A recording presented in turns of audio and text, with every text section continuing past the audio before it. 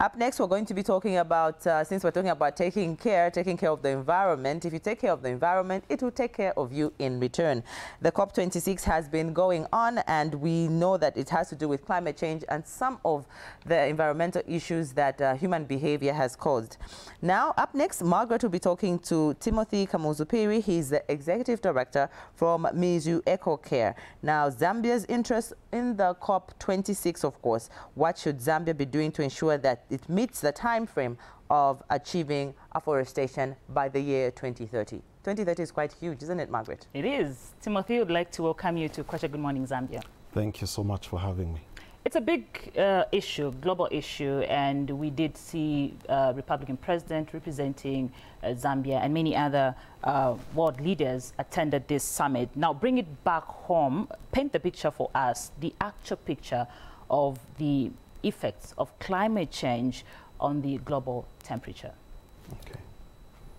So, coming back home, when we look at climate and the fact that it's changing because of the anthropogenic activities that are taking place, these are human activities.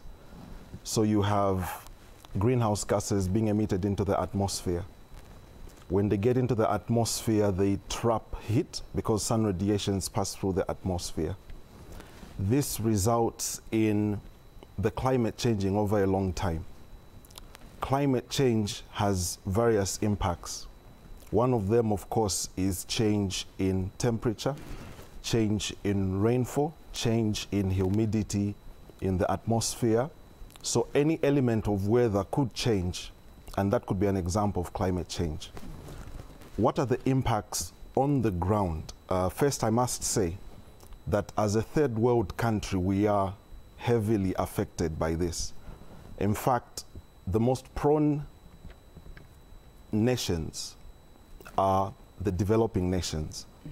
The most prone people are people that are right at the front line with the environment. So we're talking about farmers, we're talking about indigenous people. Those are the most affected by this. So the results of climate change would be floods. You'll have droughts. And these, of course, impact the livelihoods of these frontline people. So people that used to grow certain crops cannot grow them anymore. People that used to keep certain types of animals cannot keep them anymore because the climate has changed, they don't have water anymore. So the impacts are many. When we talk about our biodiversity, you notice that a change in climate means a change in the conditions of ecosystems. So you have species leaving those ecosystems to try and find places where they can find conditions that suit them. The opposite of that is invasive species coming into ecosystems to disturb them because they don't originally belong to those ecosystems.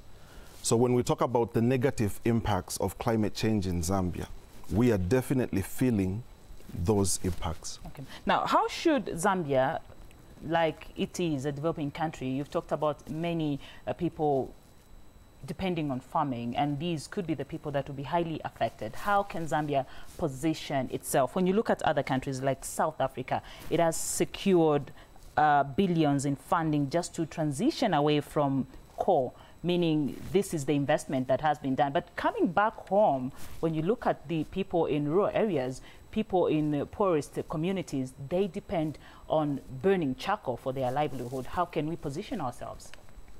In fact, talking about burning charcoal, you notice the mentality we have is first to blame the charcoal burners.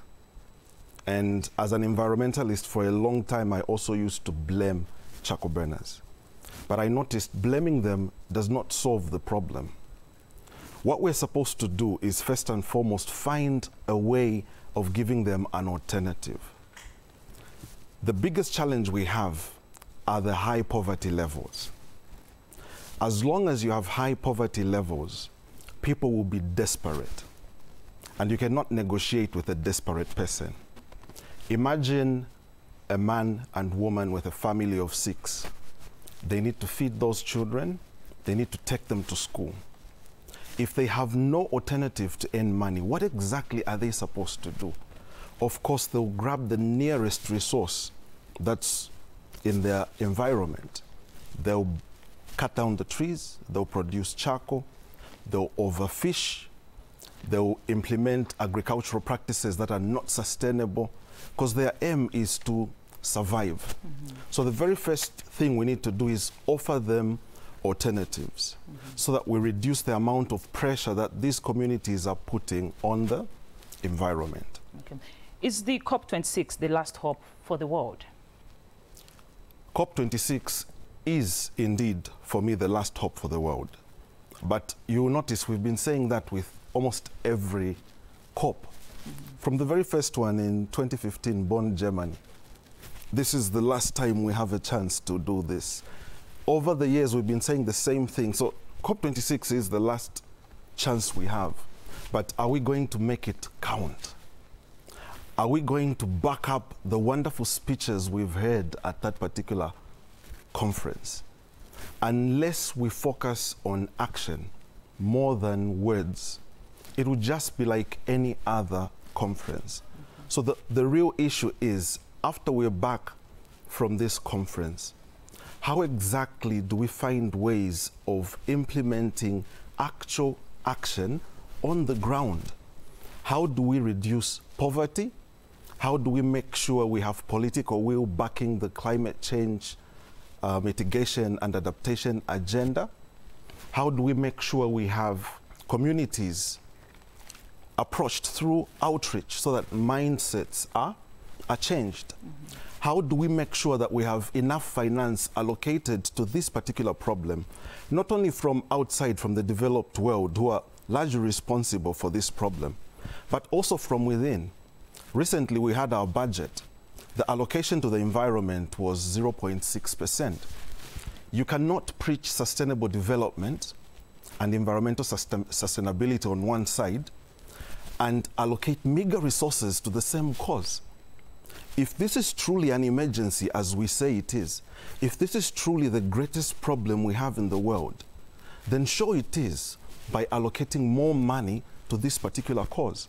So personally, I expect more than 1% allocated to the environment, because any other economic sector you look at, whether it's mining, whether it's agriculture, whether it's tourism, whether it's construction, whichever sector you pick, it's getting its money from resources found in the environment.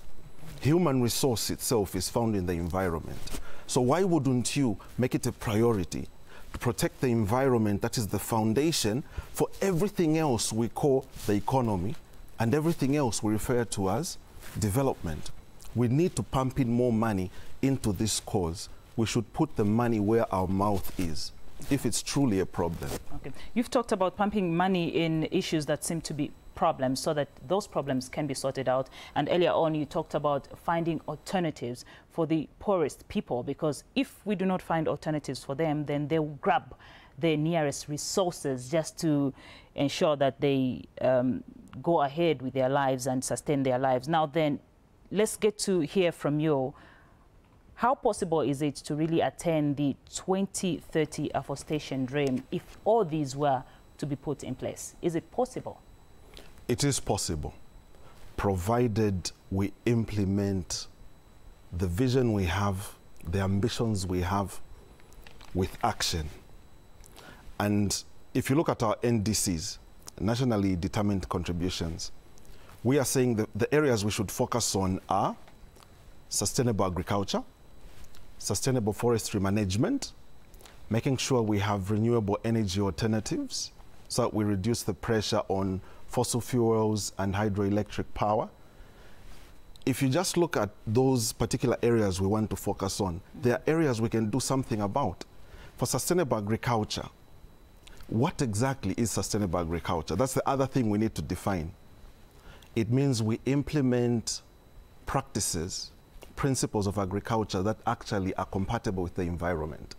We need agroecology, we need agroforestry, we need permaculture, we need holistic management.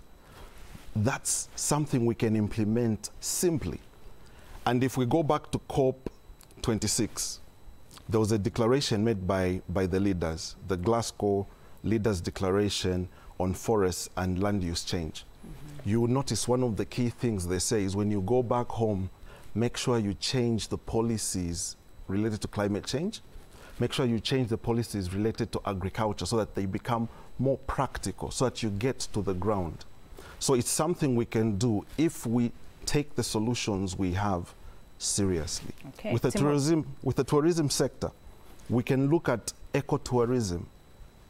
When we talk about the industrial sector, manufacturing, how are these businesses and entities operating in the environment without damaging the environment?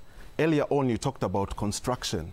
How are people conducting construction in a way that does not destroy the environment? You notice when we're making roads, we cut down trees everywhere. The rainy season comes, rains pour for only 15 minutes, and what you have is runoff everywhere. That's because we're not taking into account how we should construct these structures whilst protecting the environment. So whatever it is we're involved in, we're supposed to do it in a manner that's within environmental boundaries and social boundaries as well. Timothy Kamuzu Phiri, thank you so much for coming through on Kwacha Good Morning Zambia. And just your last statement is leading us to our next item. When he talks about the rains, the implications that these rains come with, apart from just issues of not protecting the land, there are also issues of public health. It becomes a concern. Very true. I like the way he marries the issue of, you know, we always talk about sustainable development without actually considering the definition of sustainable development and how you're taking care of this generation plus the next generation with the environment involved. Very excellent, excellent.